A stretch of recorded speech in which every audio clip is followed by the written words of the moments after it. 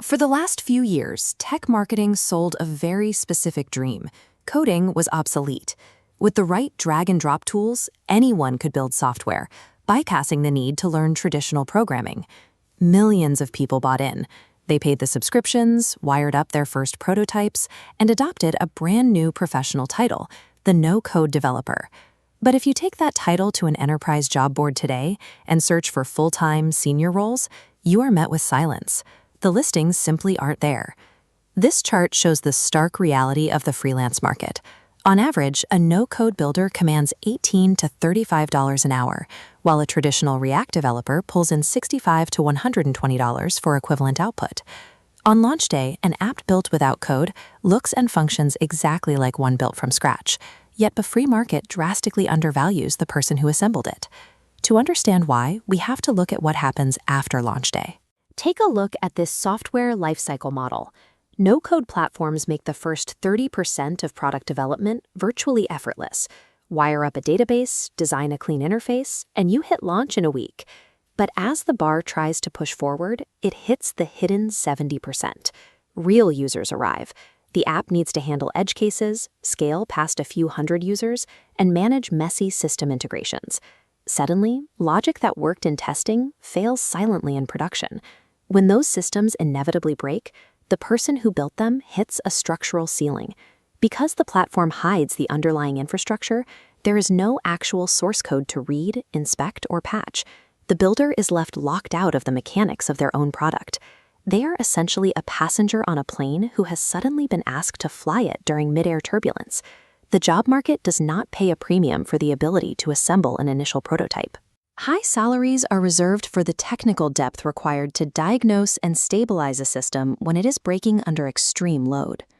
From the perspective of an enterprise hiring manager, evaluating software is rarely about innovation. It is almost entirely an exercise in risk assessment. When a company brings on a traditional engineer, they are buying absolute accountability. If something goes wrong, the engineer owns the codebase, can read the history, and fixes the problem directly. Relying on a no-code developer means renting your core infrastructure from a third-party vendor. Your entire business is now at the mercy of the platform's pricing changes, sudden server outages, and feature deprecations. Procurement teams are terrified of the obvious worst-case scenario. If the vendor sunsets the platform or the sole citizen developer leaves the company, another engineer can't just take over. The entire system has to be rebuilt from scratch, at full cost, on someone else's timeline. To a large company, that lack of control is an outsourced liability. That specific lack of trust is exactly why lucrative senior-level doors remain closed to developers who depend entirely on visual builders. By 2023, AI coding assistants were generating production-grade syntax at a speed that directly challenged the assembly advantage of no-code platforms. The core barrier these platforms originally solved was the difficulty of writing code. AI turned that barrier into a commodity that anyone can generate by describing what they want in plain language. This creates a new hierarchy. A junior engineer with an AI assistant can now build software just as fast as someone using a visual platform, but the result is actual, ownable source code. They get the speed of no-code without the risk of vendor lock-in. For the no-code developer, the specific niche they occupied, fast, accessible building, was suddenly automated. The market for their skills became saturated exactly as the technical barrier to entry for their competition began to drop. The no-code movement grew on the premise that syntax was the primary obstacle to building software. Once AI made that syntax instant and editable, the career identity built around avoiding code lost its unique financial leverage. The free market still places a high premium on the skills these platforms teach. Rapid validation, understanding user flow, and outcome-oriented product thinking are incredibly valuable traits.